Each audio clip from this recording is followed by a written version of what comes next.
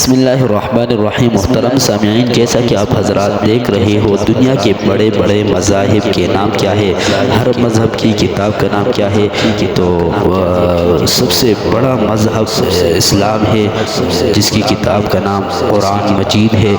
یہ مذہب دنیا میں یہ نمبر 1 یعنی فرسٹ نمبر پر ہے۔ دوسرا نمبر یعنی یہودیت ہے، اس کی کتاب کا نام تورات ہے۔ تیسرا مذہب عیسائیت ہے، اس کی کتاب کا نام انجیل ہے۔ اور چوتھا مذہب ہندو مت ہے، اس کی کتاب کا نام گیتا قرآن ہے، 2 کتابیں ہیں۔ اور پانچواں مذہب بدھ مت کا ہے، جس کی کتاب کا نام تریپیٹک ہے۔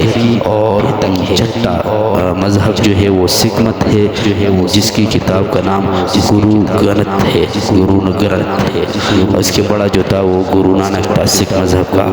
اور یہ مذاہب اسلام، یہودیت، عیسائیت، ہندو مت، بدھ مت، سکھ مت، اور ان کی کتابوں کے نام بھی ہم نے بتا دیے۔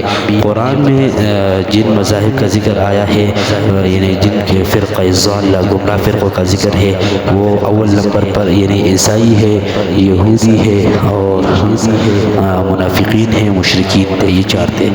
قرآن میں اللہ فرماتے وقالت الیہود عزیر ابن اللہ، یہود کہتے تھے عزیر اللہ کے بیٹے ہیں۔ وقالت النصارى المسیح ابن اللہ، نصارى عیسائی کہتے تھے مسیح جو ہے وہ اللہ کا بیٹا ہے۔ مشرکین کہتے تھے فرشتے اللہ کی بیٹیاں ہے۔ اور منافقین جو تھے وہ 2 رنگ تھے، جس کے بارے میں اللہ نے فرمایا ان المنافقین فی الدرک الاسفل من النار۔ منافقین پھر 2 قسم پر ہے، ایک عملی اور ایک اعتقادی، جس کے بارے میں قرآن نے فرمایا ان المنافقین فی الدرک الاسفل من النار، وہ جہنم کے نچلے حصے میں سے ہوگا، اس کو بہت سخت عذاب بھی ہوگا۔